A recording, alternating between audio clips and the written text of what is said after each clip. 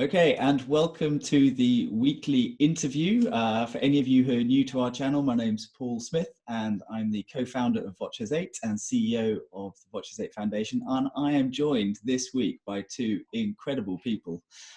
We have Mary Javian, who has many different hats, although she's not wearing any right now, as far as I can see. And as well as being one of the trustees of our American Foundation, she's heavily involved at the Curtis Institute, and I'm sure we're going to talk about her role in career studies and all sorts of many varied things across the session.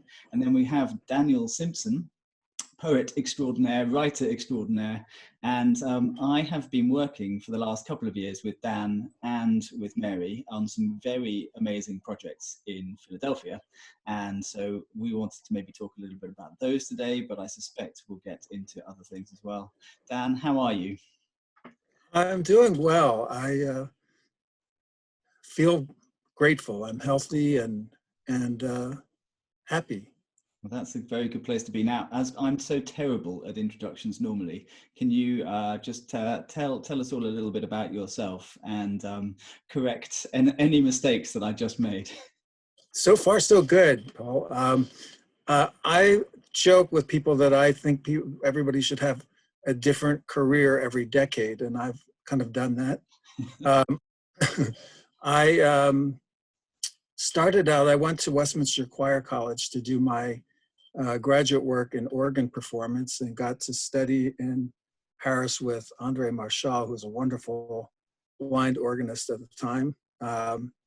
And I have a twin brother, Dave, well, who he passed away about 4.5 years ago. But he and I spent the year in France together, and then came back, and I worked as a church musician for several years. And when I couldn't make enough money doing that, I became a computer programmer. And when I got tired of the corporate world, I went back to study poetry at the University of Pennsylvania. I had been writing like a lot of people do in high school and college, but had dropped it for a while. And then that led to teaching English. I got fascinated with how do you get people, particularly high school age students, excited about literature. And so I taught for several years in Philadelphia, and then took a leave of absence to write, and I couldn't bring myself to come back.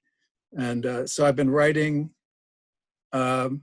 since then, working on a memoir and some other things. And to support myself, I do tech support for the Library of Congress as a book download program for blind people, which I use and love myself. It's both digital Braille books and audio books, and I provide tech support for other people.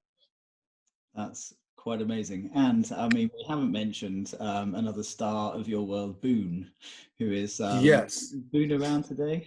He's been I tried to get him to come up here. No. He said he's not on the clock right now, so he's off. But yes, I'm happily. Hasn't he? It's every workshop we've been involved in, I think Boone has been far more popular than any of us. He's a wonderful dog. He's going to turn 6 actually on May 7th. I've had him for about 3.5 years, and he's a black lab and just a very sweet, smart dog. And then I must not omit also my wife, Ona, who has been, I met her in a writing workshop in 2005. And eventually we had about a 10-year, not quite 10-year, long distance relationship between Philadelphia and New York. And then she came here, she's in 2014, and we've been living together, and it's wonderful. That's an amazing life you've created. Now, come on, Mary, how do you top that? How do you follow that? Good luck. I know. I love what you say, Dan, about you should have a new career every 10 years. I think many of us do. I started off as a bass player, and I'm still a bass player, but it's evolved so much over time. So I started playing when I was 10, And when I was a dancer at the time, and when I was 12, I made the executive decision to quit dance and dedicate myself to music and to be a professional bass player. It's kind of a strange thing for a 12-year-old girl to do, but it brought me to Philadelphia. I went to the Curtis Institute and studied with Hal Robinson. And when I was a student at Curtis, I started the first iteration of our outreach program, which was basically me convincing my friends to come to schools with me and play music for people, and have done a lot of different things in my time. I'm lucky I've been playing with the Philadelphia Orchestra on a part-time basis as a sub for 20 years. So I've kind of grown up in that wonderful group. And now at Curtis, I'm on the faculty, and my title is Chair of Career Studies, but really what I help our students do is create value in using their art and in communities. So it's a really fun job. And I get to serve on the board of the VOCES8 Foundation. So Paul and I met about 4 years ago, and I think talked for 6 hours straight. And Wow. your book had not been out for that long, The Method. I think it had been out maybe. Right. Yeah, and it was actually your first time not singing in the group. They were in Milan. That's and right. You were in Indiana. It was the very first concert that VOCES8 did ever without me, and I think I was feeling some funny things at the time, because it's sort of like, this is our baby that we'd spent, what, 10, 11, 12 years developing. And then, yeah, you and I met Mary the first day that they were on stage without me, and I was thousands of miles away. But we were at a conference, weren't we, talking about careers for musicians in the 21st century and what they look like. And I mean, Mary, you've just mentioned career studies and what you're doing. I mean, for those, there's going to be people watching this who aren't familiar with the Curtis Institute. As an outsider looking at it, I would say that it is one of the most incredible places on the planet if you are an aspiring professional player. It's the kind of place, I think this is right, Mary, you get a full scholarship to go there, don't you? Everyone at the school is, yes, on a full scholarship. For 95 years, we've made it so that everyone's chosen solely on talent. And we only have 175 students as a result of that. So my students right now are literally all over the world. We had to send them home and make sure they're safe. But about 40% of the school comes from other parts of the world. So it's very international. You know, I went to Curtis with Long Long and Hilary Hahn and Layla Josefowitz and some amazing artists. So they've done okay, I suppose. They've done okay. The only problem with Curtis is well, it's not a problem, but it's such an opera school, and so we don't get to do as much choral music as I would like. So it's interesting working with two choral musicians, which you both are. I sang in choirs when I was in high school, but it's not been as big a part of my career professionally. But I had a concert series for 9 years at a venue in Philadelphia called World Cafe Live. And it's basically a club. And when we started doing the series, it was still very controversial to be able to eat and have a drink while going to a concert. So we kind of started with alcohol as the basis of what made us special. And then we really very quickly came to this idea that collaboration and pairing artists with other like-minded artists, maybe from different genres or different cultures, would be really meaningful. And through that, we did a lot of commissioning. And it was interesting, you know, 9 years in, it started out in such a way that classical musicians were not really playing with people outside of their sphere. And I think now, luckily, we see a lot more of that today, but it does take time and trust, and you have to sort of build on these relationships. So that's been a really amazing thing to be a part of over the years.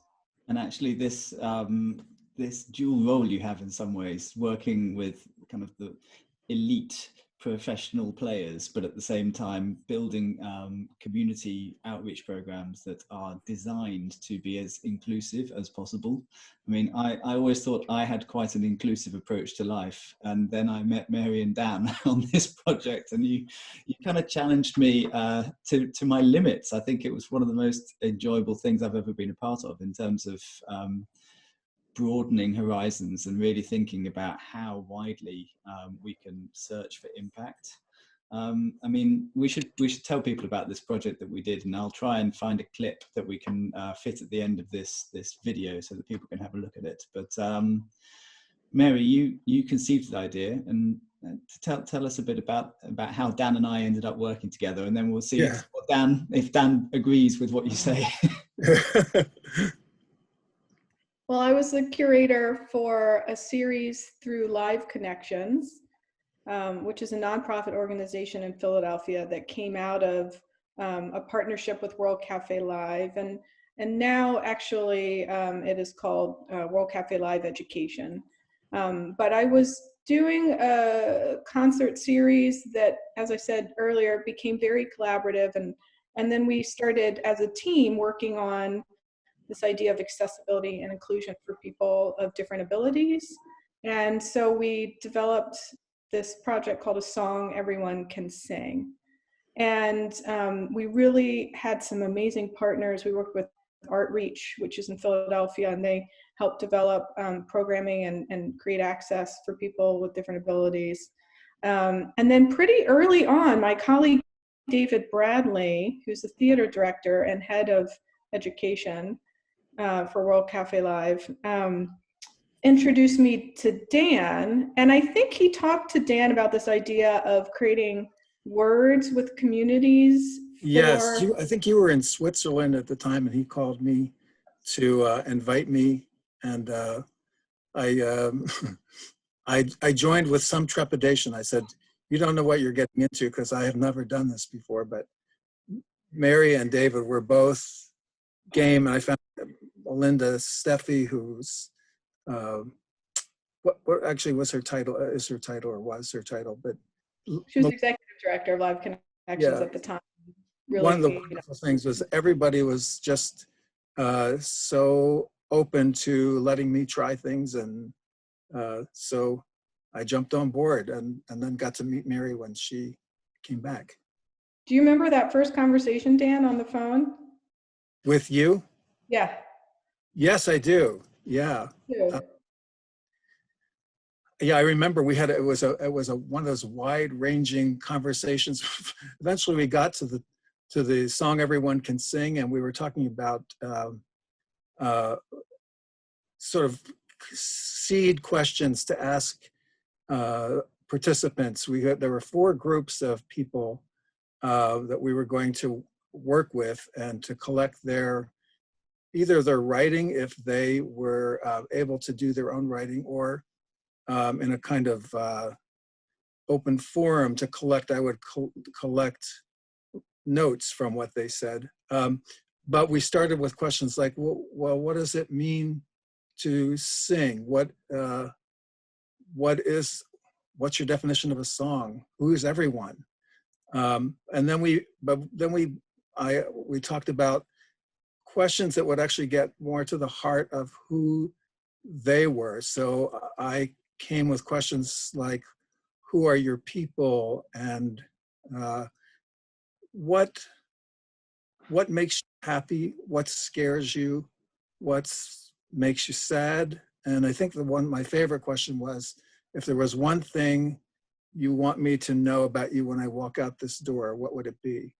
And people either wrote or spoke so eloquently that the only thing that made on one hand it made my job very easy, because I had lots to work with. The other is it made it very difficult, because I had to cut half of what I started out keeping. Was it only half? I mean, I remember the streams and streams of stuff, the incredible amount of work. It was amazing, the response you got. And just for the people who are tuning in for the first time today, Mary or Dan, can you remind me of the different groups that we worked with in Philadelphia? There were, you said 4, weren't there? 4, right, yes. Well, we worked with the Northeast High School, which is part of the Philadelphia public school system. And the composer of the music was Jay Fluellen, who is the director of choral activities and maybe, I'm not sure, choral or all musical activities at Northeast. Then we were also with the Overbrook School for the Blind, the Marikey, used to be, it's an organization for helping people who have alcohol or drug addiction issues and other emotional disabilities. And let's see, and then I love the name of this school, Our Lady of Confidence, which is a small school, actually within a school, and it's specifically for students who have developmental delays. And so, yeah, so Overbrook, Our Lady of Confidence, Marikey, and Northeast. And the idea of this whole project was that we didn't just go and teach them things, but we pulled as much out of them as possible to be a creative part of the session. Dan, you've just said what a challenging time it was for you because of the sheer amount of content that came your way. And then Mary, the idea was that we put together a big performance with everybody taking part.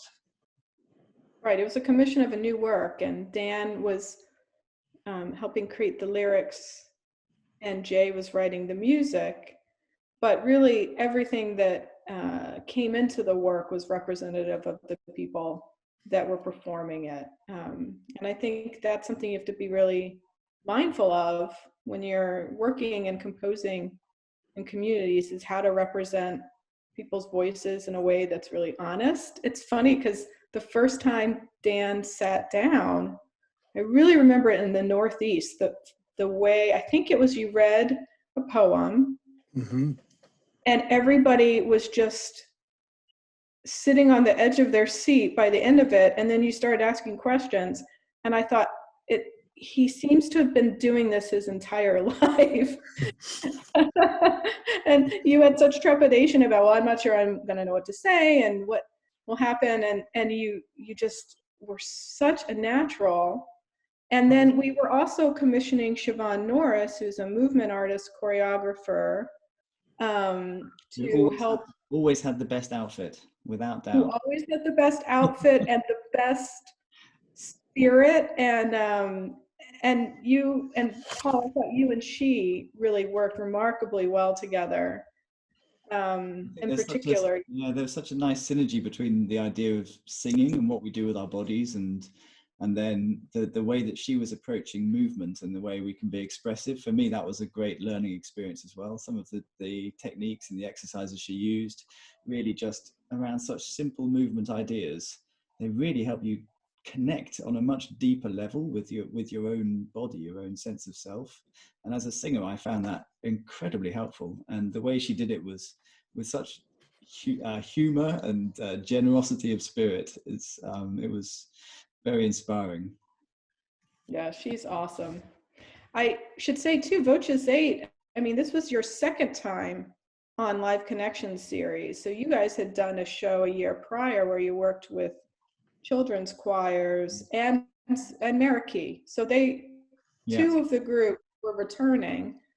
And so you had been going and working with the students there and getting them to sing and to sing even more. I mean, they all had choir, they all had wonderful choir directors, but to actually then perform alongside a professional ensemble such as VOCES8. I mean, I think the thing is that people often view,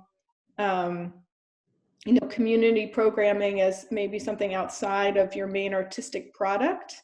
And that's not what VOCES8 does. It makes it central to everything. And that every group deserves that level of artistry. And I still remember in the concert before we started, I remember Andrea saying in the go around, she was like, so much work has been put into this moment. And even though we haven't as a group been here for every part of it, we need to honor what has been built here, something to that effect. And it was, you know, really great that the group was able to understand how momentous a day like that is for people who don't necessarily just perform all the time.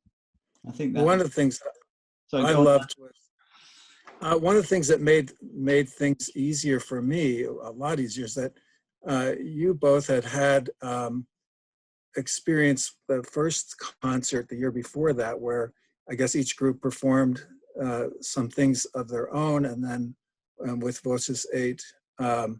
But then when I came on board to help create the song Everyone Can Sing, what really impressed me was, first of all, I loved writing with Mary. She can get me up to be there at 8 o'clock in the morning for a pickup, so that's pretty good.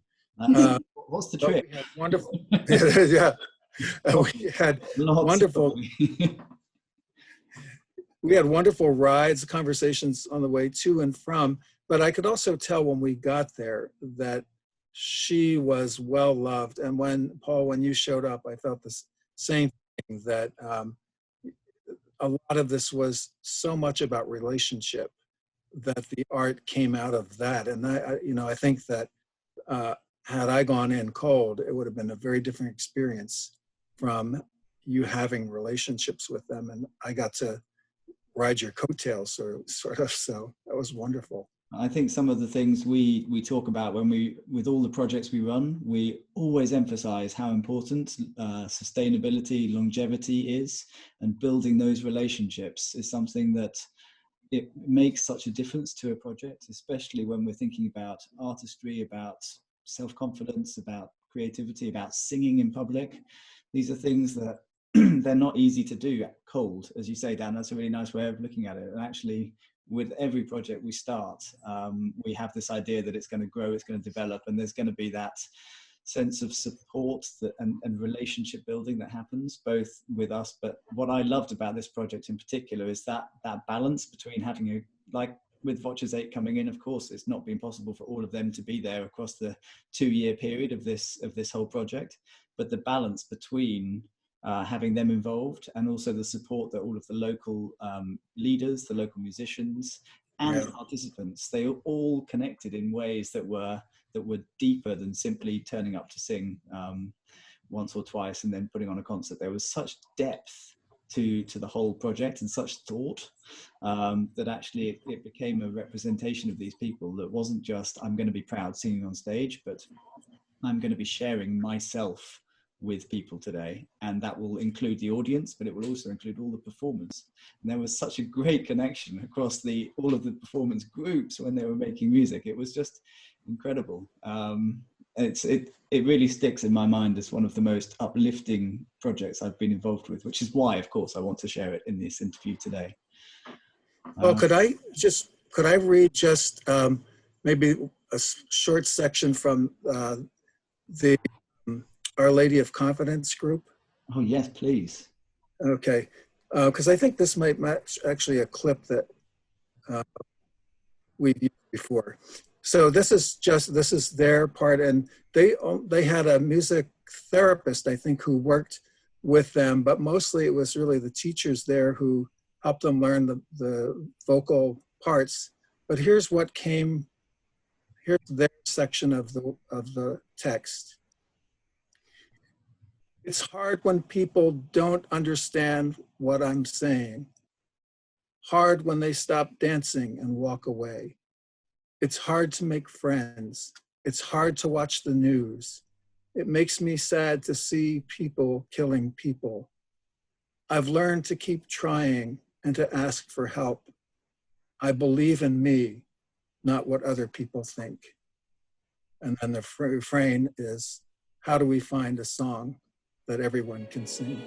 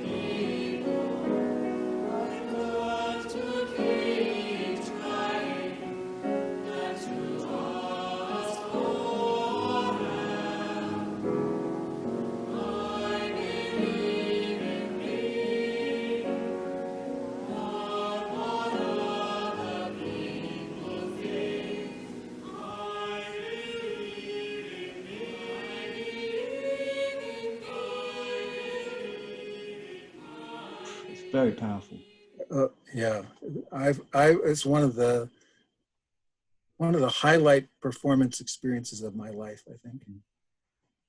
And what I think also amazed me, Mary, I might need you to fully explain how this all worked, because I felt like just someone outside it watching, was that the whole thought about how the concert would happen wasn't just about the actual, okay, we've made this piece that's really inclusive and is sharing everything, but every aspect of the way that people came to the venue, the way that the stage was set up, the way that there was other technology being used to bring the music to life for everyone there, regardless of their background and experience and abilities.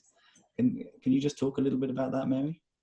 Yeah, we worked with Drexel's Excite Center, run by Youngmoo Kim, who's been a long friend of Live Connections and World Cafe Live, and is himself an a cappella singer. Yes. And he leads an institute at Drexel University on expressive technologies. He's an accomplished musician and technologist. He's actually the technologist for the opera company in Philadelphia. So he was a great collaborator. He created visuals, using sound waves for people to have that visual representation. And one of the most beautiful parts of the presentation, I thought, was Artreach creating a Know Before You Go guide. So when somebody has trouble either with mobility or other kinds of issues, going to new places really creates a lot of anxiety. And so the guide was so beautifully done. And it was just all affirmative statements of, I can do this. I know that this will happen and I can clap if I want, but I don't have to. I know that I can go use the restroom whenever I need to. Here's a picture of the restroom. It's located here. Here's the front door. Here's a photo of where I can, just all of the questions that it's easy to take for granted in terms of getting around a space, they thought through. And I think thinking about what a person's experience like is from the moment they walk into the venue is actually something we should all be doing. Yeah. And most of my friends are not musicians, and often say that it's a little intimidating going to a concert hall. There's so many hidden rules that we don't know about. And so if you can just explain them and make people feel comfortable and know what to expect. And then we had sign language interpreters, we had Braille programs, we had large print programs. I mean, really everything was thought about how to make it as open and welcoming as possible. And when, go on, Dan.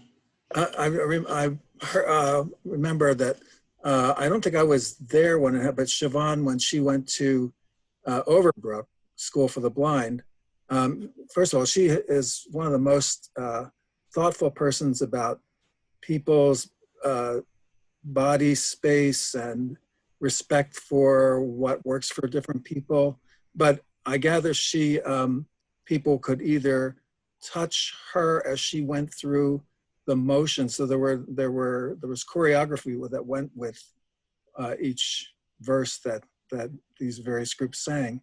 And so people could either learn from how she moved, or she would help them move their arms or bodies to get a picture of what everybody was going to be doing. And then actually in the performance, before the performance, I read a short couple, maybe 4 lines of text, and she did the choreography for them, and explained it also for visually impaired people in the audience, so they would at least get a representative idea of what was going on stage. I remember, I think that was the first time actually I'd been working with a blind group. I don't think I'd done any leadership sessions, choir singing with a blind group before.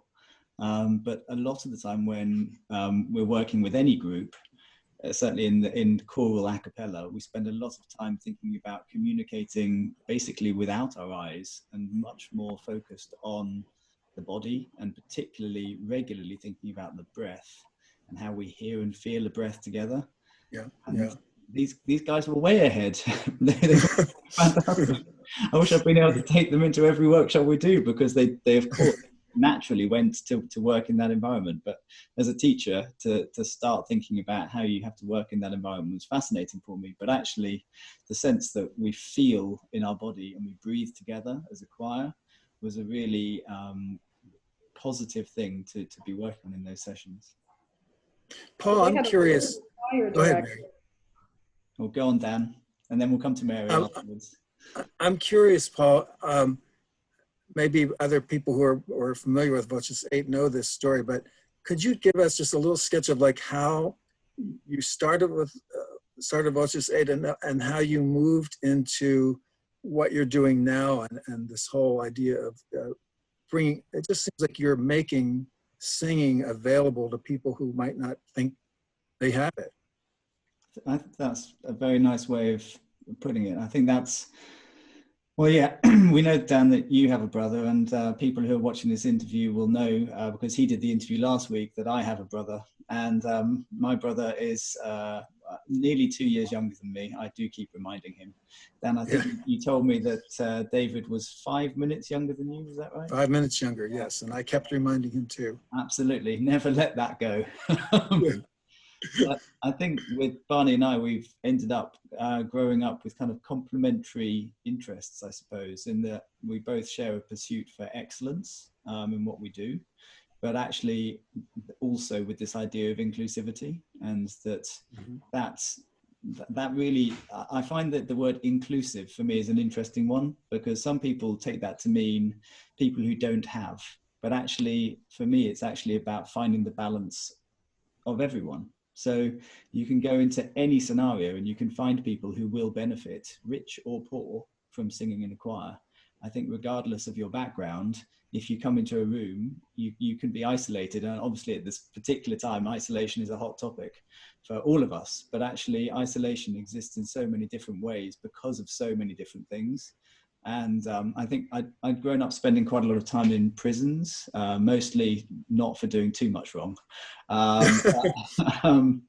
I think my dad was a prison governor, and through that work and through visiting and singing in prisons a lot and meeting a lot of people in prison, I think you get a view of this idea that actually society isn't quite so black and white as you might think it could be, and people end up in all sorts of places that you would never imagine. And actually in prison, I just thought everyone was really normal, and then as a sort of 10-year-old, I'm being told, oh well, this person's done that and this person's done that, and actually this concept of where we come from and what we can then do to change ourselves was a notion that interested me. And obviously, because of my background in singing, I've been very lucky to be in that world, or I think I have been. That's what I see to be my skill, and I hope I can use that for good. And I suppose that is a very simple way of looking at what Barney and I tried to do when we set up VOCES8. And I think we're very lucky now that we have people to work with, like your good selves, that we have trustees like Mary and all of these amazing people who support our work, and not least, of course, a team of singers who dedicate their lives to doing what we do. And I think it comes back for me again to this idea that Mary's talking about it at Curtis. There are students there who are the most phenomenally talented, gifted people in the world, and being that talented for me is not a reason not to be connecting to your community. Actually, it's a reason to be doing more of it, and to be a leader in that sphere, to be trying to make sure you're inspirational in what you do. And I think that's why at the first time Mary and I met, we talked for 6 hours. I suspect it was on that kind of topic, because actually, I don't know how you guys both feel. I suppose I want to maybe get into something a bit wider, but the world has changed massively in the last month, but actually in the last years it's been changing dramatically as well. And where do we sit now in the world of arts right now? Is this, are we going to be back in performance in a year, in 18 months, next month? What, I mean, Mary, what do you think? Well, I think we should start planning now for the future and planning projects like this one, because there is such a need to reach out. And actually, I heard a wonderful interview the other day on NPR by the former Surgeon General of the US, talking about a major health concern being isolation, and this is before COVID-19. So this is something that affects health in every aspect, and I think that arts are in an amazing moment. It's really scary. I know people are worried, but it actually is an opportunity to build something off of relationships, and that this might create in our society maybe hopefully a recentering of our efforts based on relationships. And that work is always going, and we're doing it right now by having this conversation. But there are many people that were struggling with isolation before this. So how do we reach them in this time and beyond? And I think we need to think very long term right now, and not just about, you know, how are we going to survive the next 6 weeks. Mm. That makes a lot of sense. Dan, what are your thoughts? Well, I think that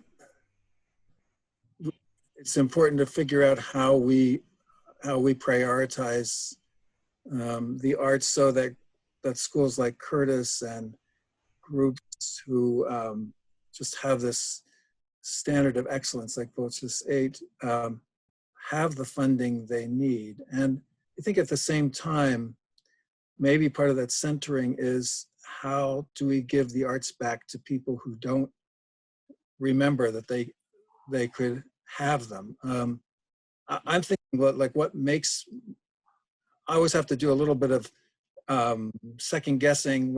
How much am I hiding or escaping into art, and how much of it is actually really a good thing for my mental health? Because I think right now, I think when we are forced to be at home, having an internal life and having, you know, a life where you're learning music or writing something or keeping a journal or whatever, that it builds a kind of it builds a kind of comfort with solitude, which then I think when you go out and people are finding all these creative ways to even perform choral music. We're actually working on a short piece that we commissioned by Yellow for a Mendelssohn Club, and you know, doing one of these things where everybody sings his or her own part from home. There's this incredible desire to make music together. So I think both the centering of being comfortable with practicing on our own and then coming together to make music or perform a play or whatever, that this isn't something that has to be done just by professional organizations.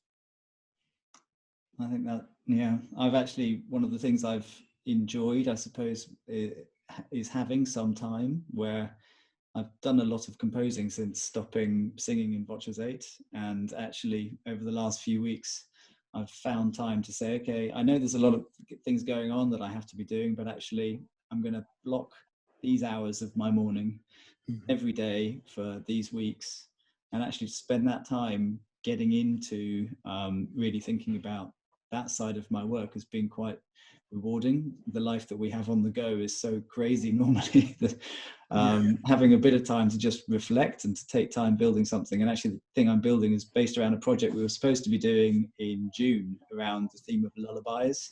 And the initial idea for this project was to pull together loads of different feelings and stories to build a sound installation at the VOCES8 Centre, and to allow it to be kind of interactive and immersive. So I've tried to, even in solitude, start playing with those ideas. And I did a shout out yesterday for people in my Singing Brussels workshop to send me one note. And Wow. I told them if they send me one note, I'm going to build a piece of music based on all of the notes that people send me. And I've had a few so far, but I'm waiting with slight trepidation to see what comes in. But this idea is still for us of trying to think of interesting ways to get connected with singing, even though you are at home. It's great that you're doing a piece by Ola, and lovely that there's this kind of circle. He was on the interview a couple of weeks ago. Now you're here talking about him. It's very virtuous what we're creating right now. That's great. But trying to be creative for choirs right now is it's a challenge. I had a session yesterday with 40 conductors, and it's so weird that they've decided the best way to run this workshop is for everyone apart from me leading to be muted. And I can see all of these people singing and clapping and clicking and making, I know they're making noise, but we don't have the technology yet to enable it to happen like live in the room. It's, No, we had a virtual happy birthday party for our conductor emeritus, Alan Harler, on his 80th birthday. And, you know, you would think Mendelssohn Club could sing happy birthday, but tried it, well, you know, 70 of us or something like that, with all of our audio unmuted. It was a disaster. So quite fun though, isn't it? Oh, it was fun, yes. You have to really yes, stick to your guns. yeah, I think Stockhausen would have loved it. Yeah, that's great. John Cage, he would have loved it. Yeah, I think so. Absolutely. We just have to look at it. Yeah, it's a different interpretation of Happy Birthday that would not normally be heard. It's pushing everybody to be a contemporary composer. Yes, yes. Mary, have you done any playing with people online since this all started, or how are you finding it? I've been doing more teaching. I am trying to remain inspired myself, but I am such a group animal as a player. It is hard for me because I have to admit I miss playing in groups. Yeah. And I practice solo repertoire, but I don't feel the same urge to post videos of myself playing because I just long to be in a room playing with someone. I mean, I'm living in the country right now. I've thought about like going out and playing for the horses that are in the farm next to me, and just even having like the horses as an audience would be more of a motivation somehow for me than, you know, putting up a video on Facebook. So Stay 2 meters away, okay? 2 meters from the horse. But I did have a really lovely experience the other day with a class I was helping lead, and some of my graduate students were involved, and some of my undergraduates, and we were working with the Penn Memory Center, which is an Alzheimer's disease institute, University of Pennsylvania. And it was actually so sweet because there was a level of intimacy to the class different than when we used to have the classes at Curtis.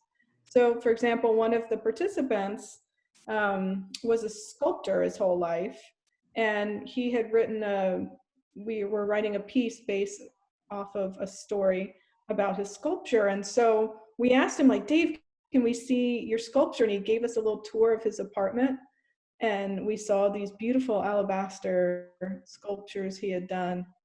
And then one of my undergrads at Curtis was playing Bach on her viola in her bedroom, and you could see the bunk beds behind her, and it was actually really lovely. So I'm actually getting more fulfillment from those moments, so I need to figure out a way to apply my bass playing to that as well, I think. Yeah, maybe. Dan, what are you doing in your isolation? Are you guys in isolation in the same way that we are in the UK? Yes. Yeah, I just go out. Boone and I go out pretty much every day that's not pouring rain, and go for maybe a 45-minute walk. There's a lovely route that my wife, Ona, showed us that goes by a creek, and I've heard owls back there and lots of birds. But sometimes I also go with him for more urban walks, just to keep us sharp as far as street crossings. And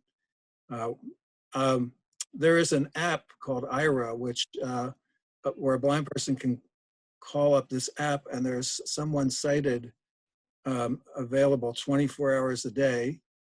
And you know, they can help you with anything from labeling CDs or reading ingredients from for a recipe to helping you navigate if you're like going through a city and you run into construction. So I've been actually going on walks with new friends, partially for the company and partially to help me keep social distancing. And it's fun to come back and report at dinner that I just went for a nice long walk with a new friend from Alaska. And I've been enjoying that because I do really miss I miss the physical contact. I normally have the privilege of being able to walk with people either arm in arm or hand in hand. And I miss that contact. So this is how I have to get by for now. Well, that's a sign of the power of good that technology can do. I mean, that's an amazing experience but you're right, there's something like Mary, you talk about the physical connection in the room, the physical connection of being actually touching someone down and holding someone's arm. I think we all feel that loss, and trying to use technology as best we can to kind of create some form of connection is all we can do right now. But I suspect, given what all of us do in our lives, it's something that we're all missing quite a lot right now. That sharing, that live connection. Here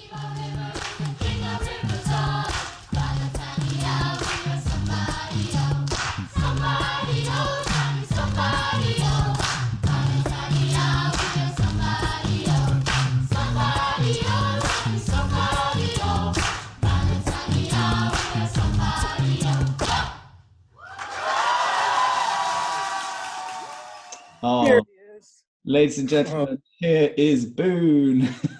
Oh, yes, he's got his toys up here. I have to be careful not to trip over the tire we play tug of war with. And yes. Yeah, says hello. But yeah. Is he facing the camera? We see the top of his head. Yeah, the top of his head. Oh. Very nice. Oh, there he is. Hello, Boone. Everyone needs to see those big soulful eyes of his. Yeah, and a big yawn. Yes.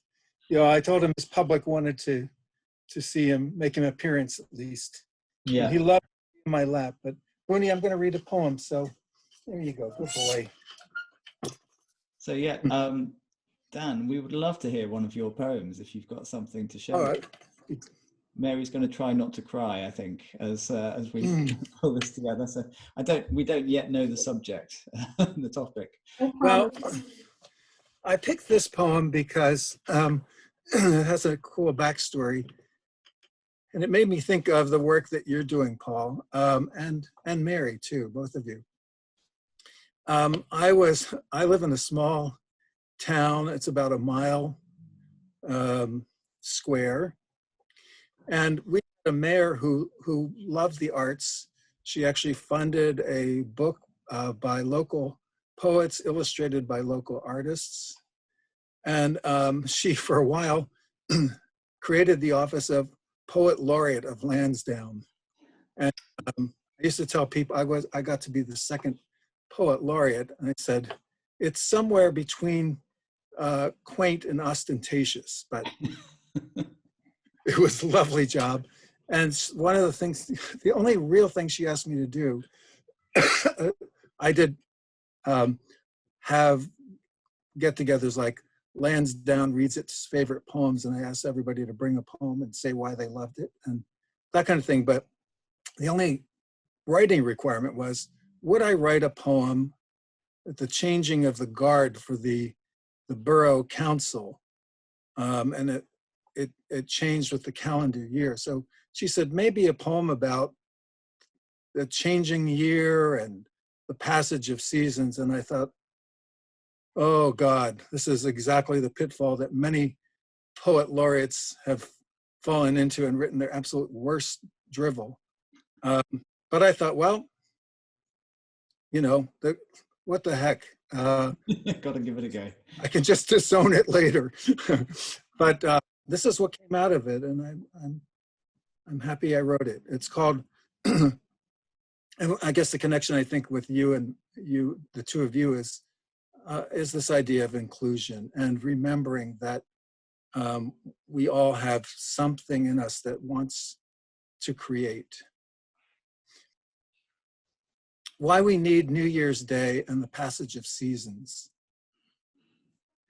Because we are iron in a smithy world, which heats and hammers us beyond self-recognition, leaving us slow to learn renewal, too grumpy or fogged most mornings to notice that our hearts still surge blood to every point along the body's map, and that our minds are still what computers emulate.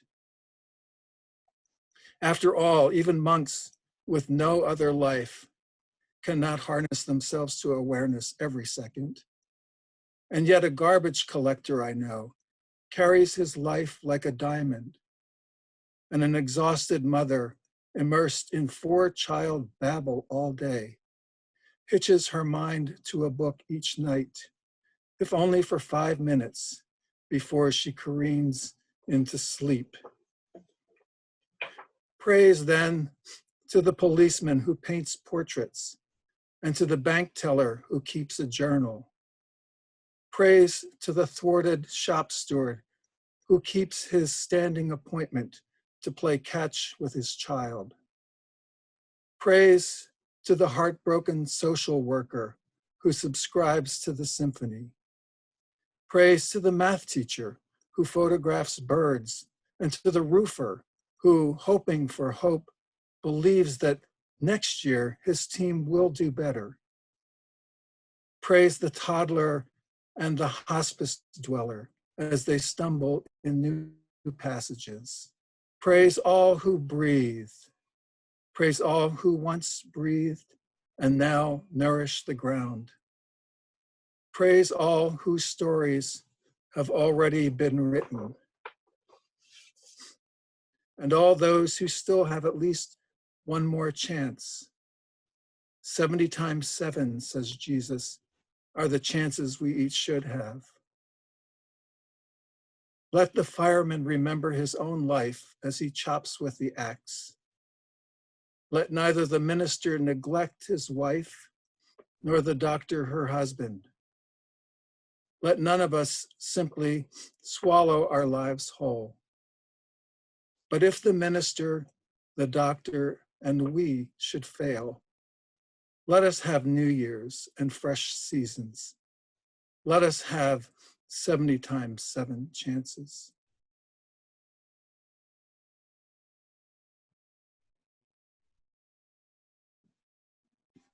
I have heard that one before, Dan. It's beautiful.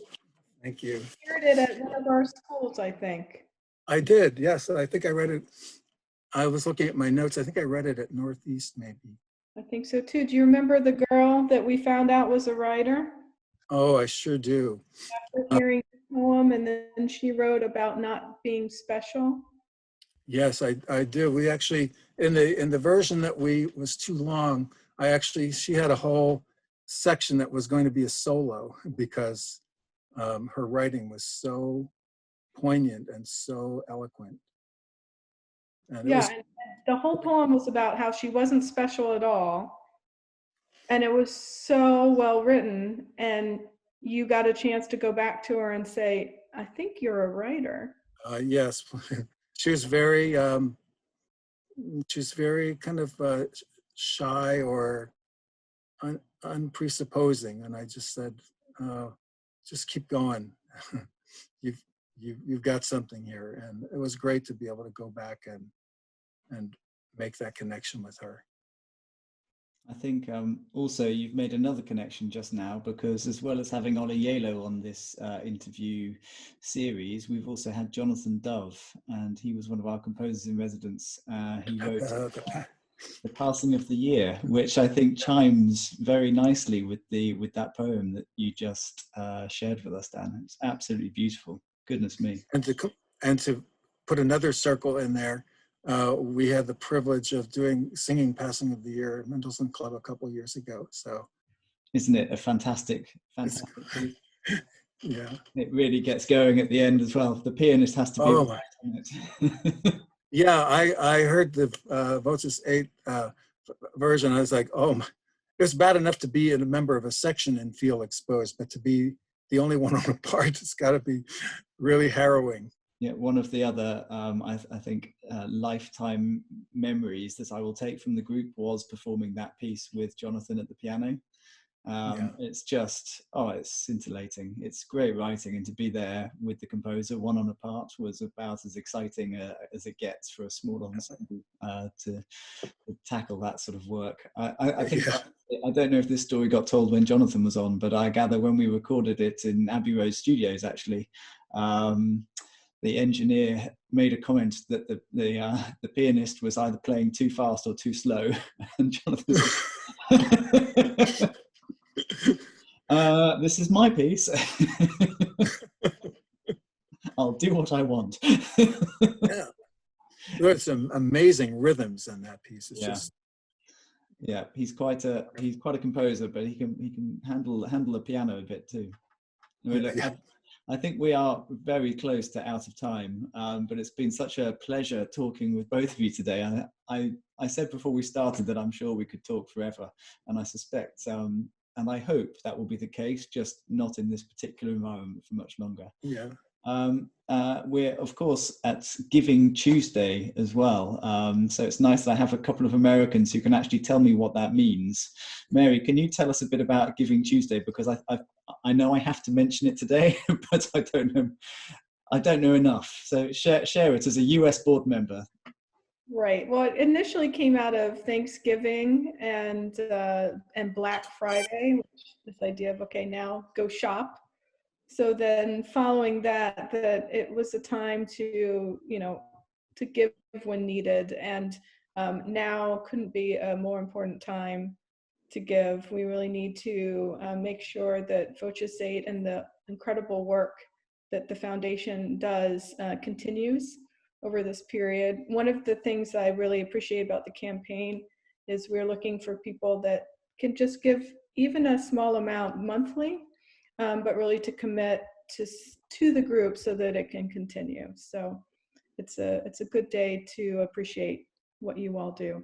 So if anyone can support our work, we'd be very, very grateful. I have to say, we've been staggered by the amount of new supporters that we found in the last month who've been supporting, whether that's $5 or considerably more.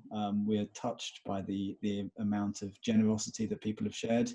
But yeah, any support that you can give will ensure that we can keep interviews like this happening, keep singing happening in schools, and as soon as we're able to do it, get back on the concert platform and continue our work. So for those who are not American watching this, you are still very welcome to donate if you want. But I think Giving Tuesday is something that the Americans are doing very well, and the Brits, we're a bit behind, as with most things, but we're trying to catch up. So thank you for being with me on Giving Tuesday and giving so much of yourselves to this interview, and for putting up with a silly British accent for a while. It's been very nice to talk to both of you.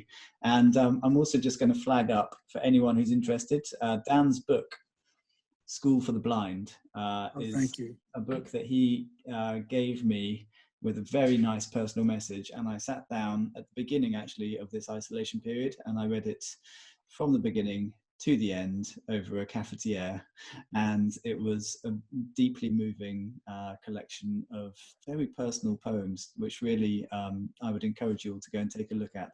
Dan is a fantastic poet, as you've just heard, and I think I did a quick search, and I'm pretty sure you can find it on Amazon and all those other places as well. Is that right, Dan?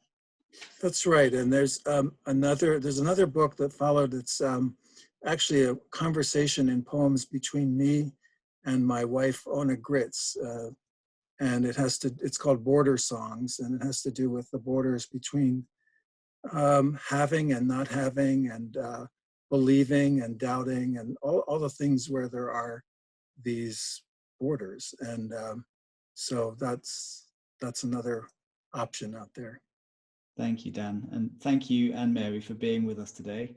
I can't wait till we get to sit down and think about the next creative adventure we're going to have together, be that online or in real life at some point in the future.